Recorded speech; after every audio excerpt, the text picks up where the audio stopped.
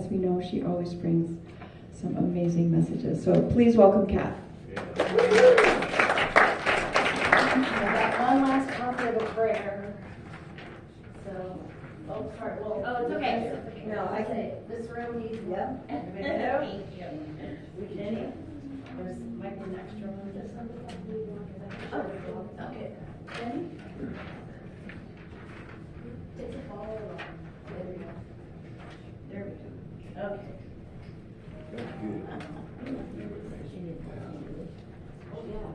Oh my gosh, thank you, Carmen. I didn't realize I had a theme song. That's great. There's people out there that could tell you I've made them cry. So, and other people who are like, you do? And I'm like, yeah, I've got that. I've got all kinds of potential. All right, so speaking of potential, today's talk on divine justice is actually going to come straight from the guides. This is an abridged version of 5 nights of lecture they did from February to the middle of this month. And the last one, I mean, I thought I knew I was going to talk about today, but the last lecture they did was so powerful. I was like, oh my gosh, I've got to share this. It covers such a wide variety of what is going on today in the collective, in the greater global sense, in the collective of our species of humans. And also it speaks to us individually. And I mean, it was just so powerful. And I'm not going to define what justice is because we all have our individual notion of what that means. You can Google it if you want. I mean, we have a different idea of what justice is in this country versus another country. So, you know, this is going to be from your own personal perspective. This is going to give you a bit of a juxtaposition of what the guides say divine justice is. Now, and the guides, they call themselves the Melchizedek. They come through Paul Selig. So these are 5 nights of channeled lectures that I was like, guys, let me do you some honor. Help me abridge this. So here we go. Okay. What stands before you today as a collective is a time of choice.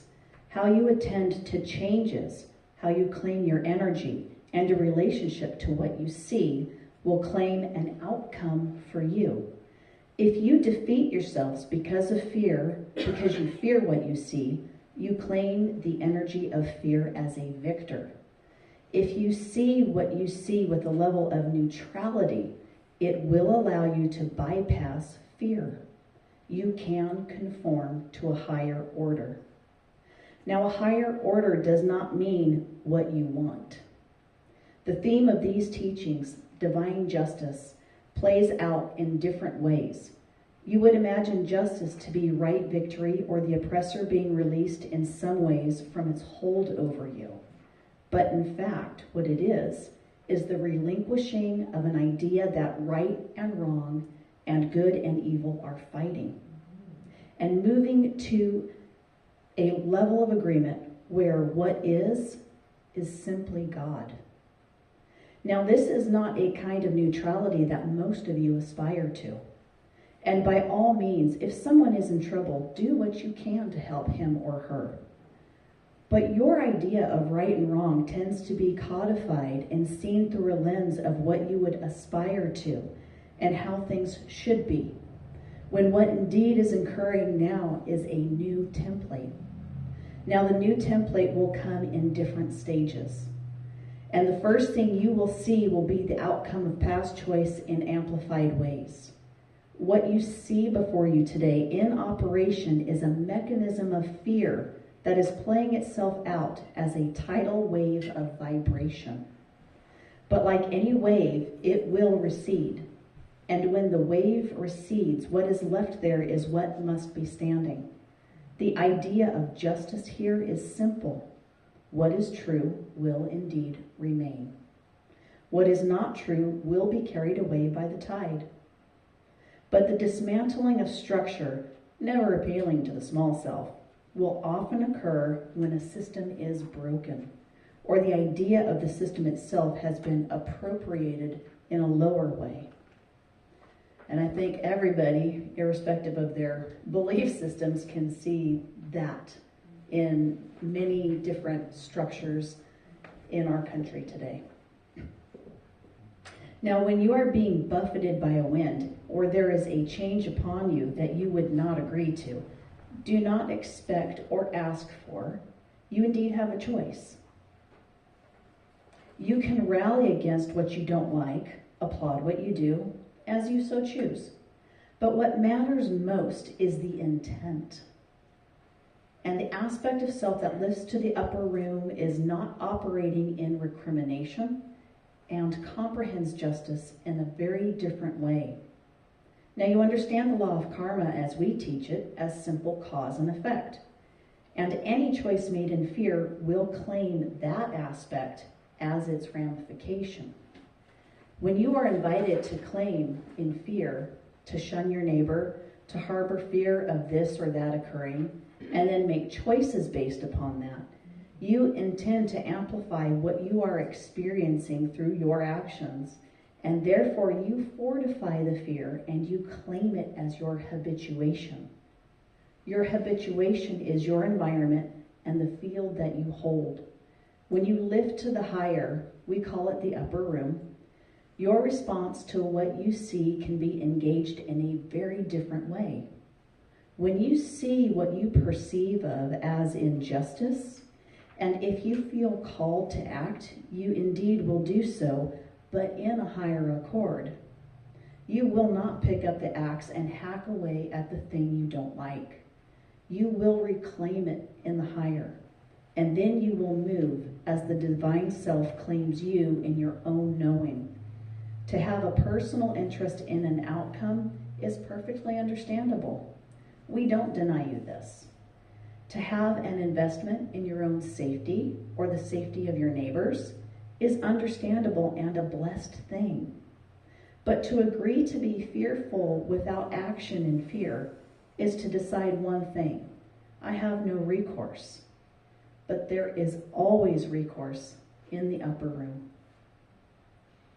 The resistance you see to the higher, in whatever form it takes, in some ways is contrary, an adversarial energy that would remind you that you must stay in fear. You must bar the windows and not love your neighbor as yourself. Any teaching that invites you to harbor fear, to damn your neighbor, to allow others to suffer silently, is not a high teaching. We will not encourage you to do any of those things, but we will indeed encourage you to act from a higher plane when you are not being fortified by fear, but in a contrary way, comprehend fear, not as an adversary, but as a level of ignorance that can indeed be overcome. Fear is not wise.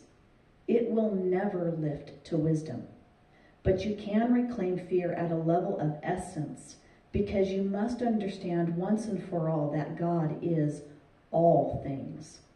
Underline the word all, both the high and the low, because the one note sung, known in field and form, must be made of the same substance, but simply operating at a different level of tone or vibrational experience. The valley and the mountaintop may exist in the same township, and joy and rage may exist in the same individual. Perhaps there is a place for rage, but you must understand what motivates you when you act upon it. The need to be right at the cost of another being wrong will never get you anywhere.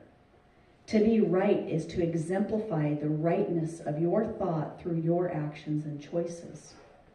To understand what right is, simply understand that the divine self, the aspect of you that knows, is never confused and indeed never frightened. Now you may be called to act in the face of fear, in the face of admonition, in the face of what is not popular. You may be called to speak out against an untruth, but if you are indeed doing this, do not go into battle. and don't use truth as a sword. Simply be in truth. When you engage in a battle, you invite the fight. When you invite the fight, you tend to rely on any method you have to win the fight. And even if what it takes to win is a lie. When you operate in lies, you operate in fear, and the action of fear, as we always say, is to claim more of the same. Now, the idea of right action simply means truth. I am in my truth. I know who I am in truth. In truth, a lie will not be held. When you are fed lies, asked to agree to lies, you have choice. I am aligning only to the highest. I will not accept coercion. I will not agree to deceit. I will choose only those things that abide in the light and are not contrary to it. When the collective begins to agree that the truth will align to all things it sees, it will begin to. But as long as the collective is invited to divisiveness, to be a party to fear, you will have the aspect of fear before you, always. When all you see is fear, you don't believe you have other choice. When you lift to the upper room, the vibrational field of the Christed self, the collective field of consciousness that exists beyond the common field, you may begin to learn how to choose in accordance with what is present. Well, how do we do that? Paul asked in the middle of channeling. We are all so hungry. We want to do the right thing. We don't know what's going on or even how to choose. Paul usually interrupts and asks some pretty good questions. We will give you this answer very simply. Go to the upper room, and we will take you there later and make a choice. I am only agreeing to that which is true. I am only aligning to that which is true. I am allowing myself to know beyond the small self's desire to be proven right, to be proven wrong, to align to a system or any system that is beyond the source of all things, or acting as if it is. When the collective agrees to the higher, and indeed this will come, the collective is saying yes to something that is actually impartial.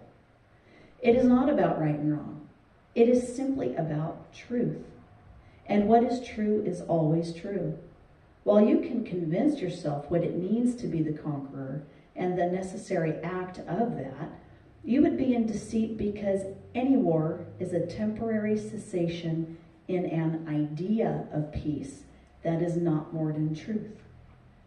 When peace is known in truth, there is no need for war, because the act of war does not express as an idea when one aligns in the upper room. When one knows that the source of supply is plenty, one would not think to steal. When one understands that what you do to your neighbor, you do to yourself, you would not incur the harm that comes through violence. Indeed, you are one. You are about to come to an agreement of what it means both to be human and divine, and to occupy a space that is still in between two levels of reality. Because you can align to the upper room, because you can know yourself there, you can indeed know others there as well. Because you can see truth when you are willing to look past what you see through the old lenses, when you can see love and claim love and enact love where you have not known you could, because you can make choice from the amplitude of the upper room, you can be of great service. And we intend you to be, if you are willing. You come as emissaries of this work, those of you who choose to. And to be an emissary of this work is simply to embody the teaching. Not to do this or that right thing, but to simply be. God is, God is, God is. It is, it simply is the realization of the dance of the divine, which plays out at different levels of tone. There is a level of vibration that you will visit, and indeed you will know, where war does not exist. There is a level of tone that you will align to when the act of fear to claim more fear is simply not present, because fear is not present to choose from. The common field, which is where we are right now, the common field infiltrated by fear and having fear as part of your environment that you don't even see but know, it will end in time. But you are entering a field where what is being made visible is being made visible to see, so that you can make a high choice and not perpetuate misery, not perpetuate harm, and not perpetuate greed. Most of you like the idea of greed. If I had just a little more or a lot more, I would have no problems. But the problem with that is that it creates a system and an architecture or strata of climbing where only some can have what they want and others must suffer. Until you realize that you are actually obligated to lift the one beside you to the hillside to climb with you, there is no purpose. The idea that this is a race, the idea that it must be what you want, must be released in order to claim what is. And when you can claim what is and truly see the divine in it, what you see is transformed, and how you relate to it is also transformed. The truth that is claimed will not necessarily be what you think it should. A reordering to what you find acceptable, an agreement to what you have known in the past, a modification perhaps, in an old way that will suit everybody's needs more or less or more. The times are changing too rapidly for those modifications. Instead, what has been occurring is a shift towards the new. And as the new is claimed, the very fabric of reality that you have known may be torn, may be known anew, and not to your liking, and not by your agreement, because it does not support your ideas of what should be. But we will say this now. This is simply a stage of recognition. When we spoke years ago through Paul and we said the simple words, humanity is at a time of reckoning, and a reckoning is the facing of the self and all one's creations. We are indeed speaking to justice, or what occurs when you are asked to see what you have been party to, even chosen to ignore, that can no longer be ignored. When you are seeing what is true without the rose-colored glasses, without the agreement to old policy, old dictate, what should be, in accord with a moral code that may be useful or may not be useful, you can understand you are being asked to perceive all things new. What is occurring now is only the first stage of a much larger process of recognition. When the soot falls from the glass, you may see through the pane clearly. When the soot falls from the glass, you know what you see, not what you wish to see, because the distortions you have utilized to find comfort in, be it the pill you take, be it the money in your bank account, be it your idea of a place in the world, that will be moved. Now, when we say something has moved, we don't necessarily mean it has disappeared, but it does mean that your relationship to it has been known anew. When you have a system that you have known reliance on, you expect it to be there because you cannot imagine being without it. But there are ways to negotiate the world, and there are other ways to be in a world, and there are other ways to know value or ownership beyond the old ways you have. The contracts for marriage or for property or to financial support, These ideas codified and known in the common field by the names they have been given. And what is occurring now is you are being asked to re-see and understand that what you thought would always be there perhaps never was, and never was in the ways you once thought. When you move to a communal kitchen, when all are recognizing the value of each member at the table, all will be fed. But as long as you are deciding who holds worth, who is allowed a seat at the table, you will be operating in scarcity. You understand the idea of karma, which is cause and effect, and an opportunity to learn. And while you understand personal karma, cause and effect, opportunity to learn, you must understand that a city has karma, a country has karma. The physical reality you know is informed by the remnants of past choice. The name of a country, the name of a town, the name of an ocean or a river, which is held in a legacy that is useful in many ways. But without the name of a country, it's just a piece of land. Without the name of a river, it is water flowing. And when you understand that all these things may and will be re-known in times to come, you may celebrate the coming of the new.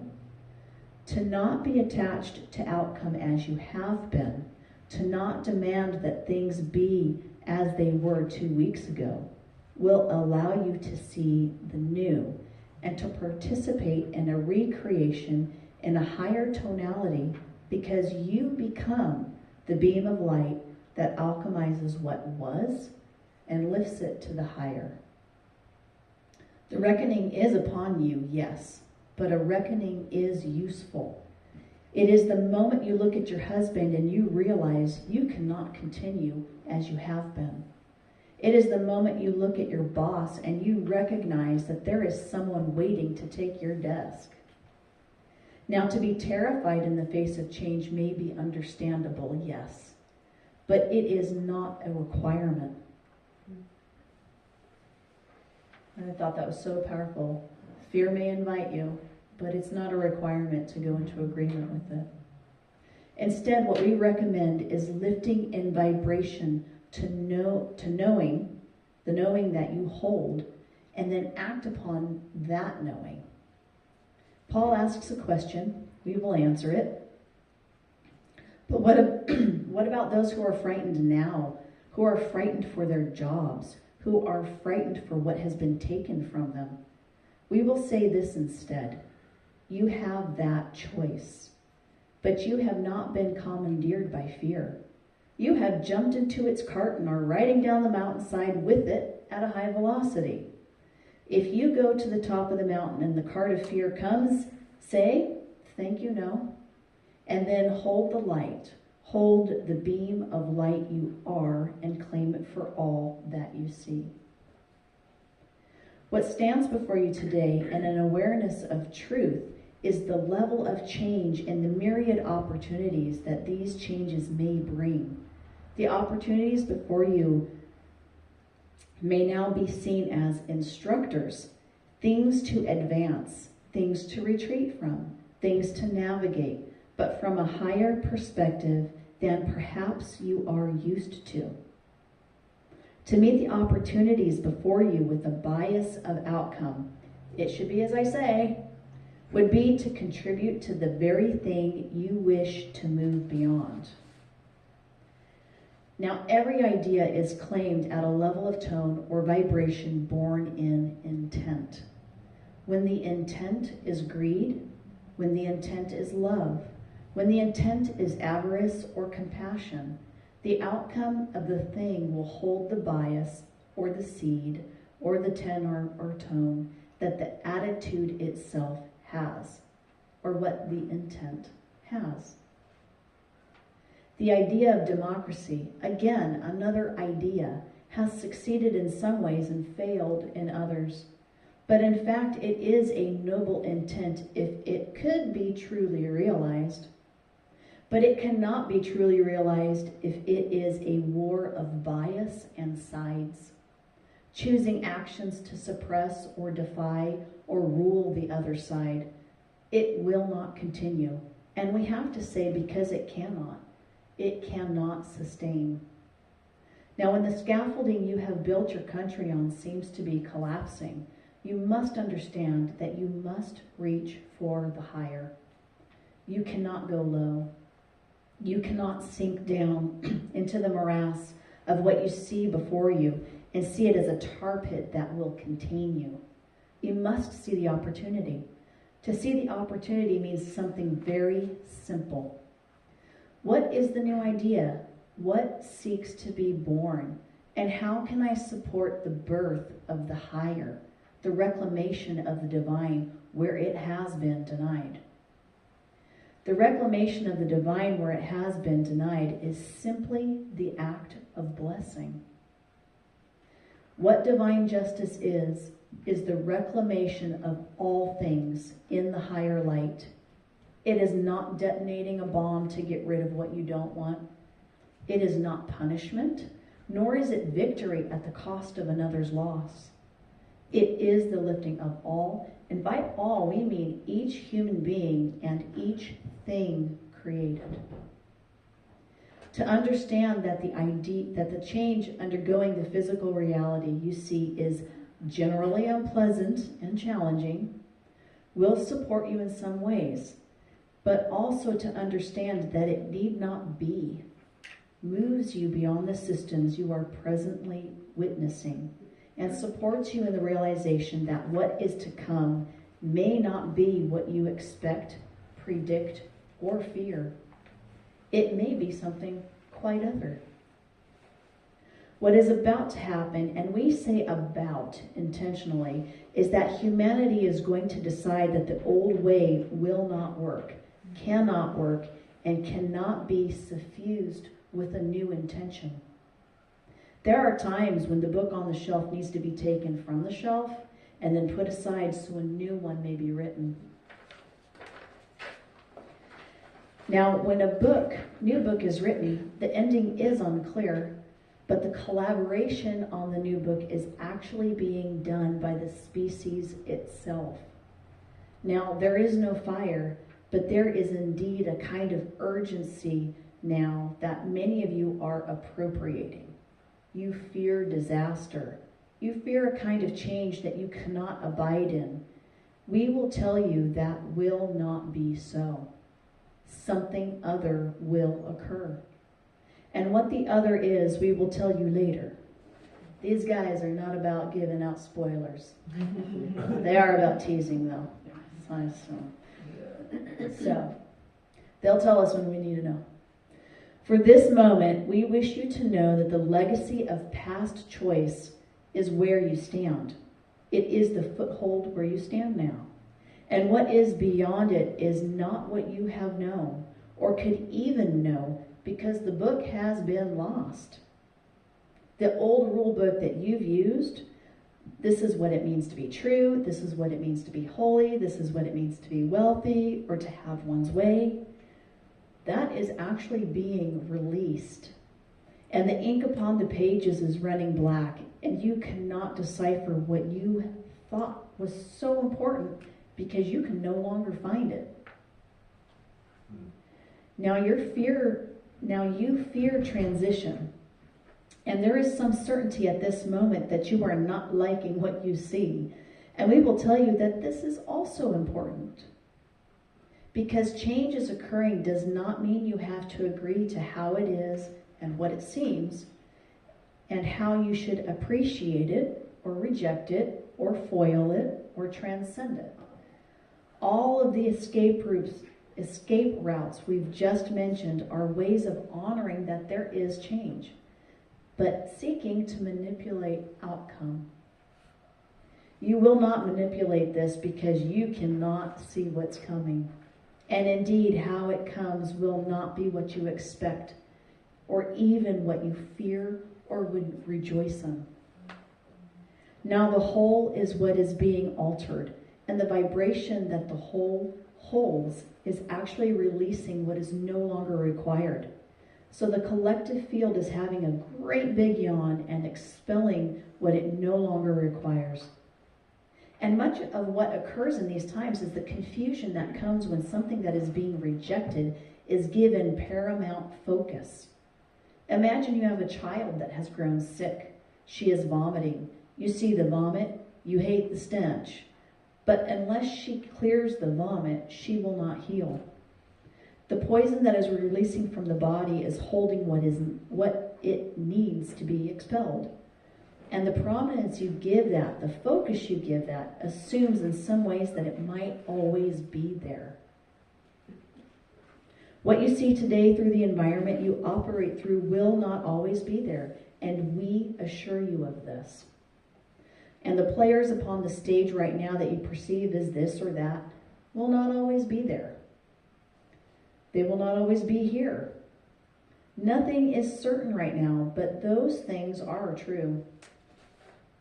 This indeed will pass, but into another phase, another way of operating. That may not be to your liking, some of you at least, but may be required to move you through the doorway to the next level of vibration that is seeking to be born through you. Now, born through you is interesting. It means you are not a victim to this, but a great participant. And the violence of the times you see are actually the expulsion of the necessary idea of violence that you have accrued over many, many thousands of years. Humanity is entering an adolescence for a period of time as it grows into adulthood. Now, adulthood is not what you imagine. Boy, isn't it? Oh, gosh. It is actually accountability to your neighbor and to the collective choices that you must have in order for all to be free and all to be healthy and all to know themselves in value. As long as one is cast out, one human being, one that appears to be dark or so different from you that you cannot abide her at your table, you will be challenged. And indeed, you will be, because you like separation. You like your houses and their locks. You like your country clubs and their memberships. You like your segregation and the rule books you have used to deny your neighbor his or her right to be. That is going out the window now, and not in the kindest way. This is a shared culture because this is a shared species. And a shared species means the least of us is worth as much as the most. And how you treat the least is the legacy you will leave. The ones who decide that some are unworthy, don't require shelter, don't require food, will pay their debts. And this is a guarantee. Karma is not a punishment, but it is indeed a balancing. And whilst a country has karma, and an individual has karma, a species does as well. And the relinquishing of the old is now the requirement for humanity to move to the next level of vibration, to agree to the unification of the spiritual sense, the true identity that holds no caste, no race, no economic status, no preference for this one or that. It simply is. To know yourself as of God is not to make you pretty, a little deity who's flouncing around in his or her idea of her holiness. It means you simply are. You simply are. You simply are. Because God simply is. Simple, simple, simple. You don't need a church in order to pray. You don't even need a God that goes by any name or has been espoused by religion to be loved by the source that may come in many names, in many guises, and has been present, has always been present, beyond the veil of separation that you have erected. Divine justice, you see, is an outcome. It is not penance. It is not retribution. It is not fixing something you feel is wrong. It is re-knowing something in a high order where justice is present. And you may repeat the word justice and replace it with truth. Replace it with knowing, and not the old ideas of how they should look. To know all things new is to claim all things new, and to realize that these things is to impart them, not through the small self's idea of what it should be, but the God within that in fact already knows. God does not fix, it reclaims. God does not need to justify, it is just. God does not need to tell you the truth, it is the truth. To become party to that is to rest in God, to become the conduit of God, which is highly active. The Word, as we have taught it, is the energy of the Creator in action, and it is the action of the Creator, or the monad, or the indwelling Christ, that claims the term and the action of the term. I am Word through all that I see before me. Behold, I make all things new. To understand that you live in a world that is actually a history book, the history you've lived, it not only surrounds you, it actually speaks to you. The old ways of being are still present in this field. They are informing the ethers that live in the shadows and in the light. Each time you call it an oak tree, you are claiming the history of the tree as it has been understood. When you decide one is worthy, more worthy than the next, you are back to the old hierarchy of peasant and king. The challenges before you now are many, and indeed they may escalate. But we promise you this: they will come to an end, and a justified end. Not because of something other than yourselves, your true natures, what you are willing to bear witness to, and what you will no longer say yes to. Because to confirm what you see would be to confirm death or destruction or the patronage of what you would call evil upon those deemed less worthy. No one is less worthy. Some may be educated, some may not be. Some may be fit in body, some may not be. Some may be elderly, some may not be. But the spirit of each of you finally is of one source. And the God within each of you, even when it believes itself to be sealed in a cave, is going to be released. As the boulder is moved from the tomb, and the Christ itself, the divine self, the monad, if you wish, is released and then risen. Behold, I make all things new. It will be so. God is, God is, God is. And the clarion call of this trumpet upon the common field is a tone of reckoning and a tone of truth. Now what I'd handed out to everybody is this next part. This is how they ended all 5 lectures. And the italicized print is something that you can say if you wish, but this is what a lot of what they do on all of their talks. They will have these claims, these are attunements, and sometimes they are energetically quite powerful. So you may repeat these words after we speak them if you wish. On this night, I claim that I am in service in the highest way available to me to bring the light that is the truth upon all things held in darkness. And as I say yes to this, I allow my arms to reach widely and to embrace all that I see in the legacy of truth, the legacy of God, beyond any name, that abides not only in my heart, but in the heart of all.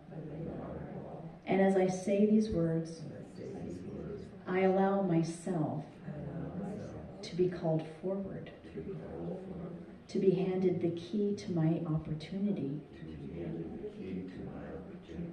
all's opportunity to serve in the highest way available. You may say this: I know who I am in truth. I know what I am in truth. I know how I serve in truth.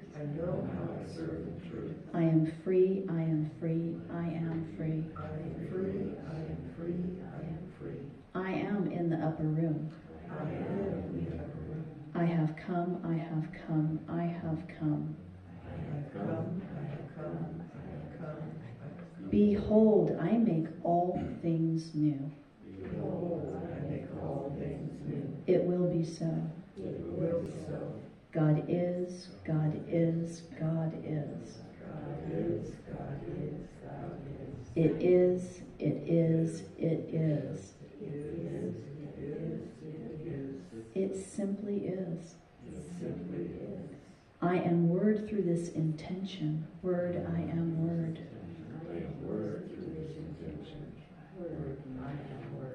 We are blessed for your presence. We are blessed for your willingness. Would you look at the world around you now, whatever falls in your sight, whatever they fall upon, and say this, simply say, behold, I make all things new. It will be so. God is, God is, God is. Thank you each for your presence.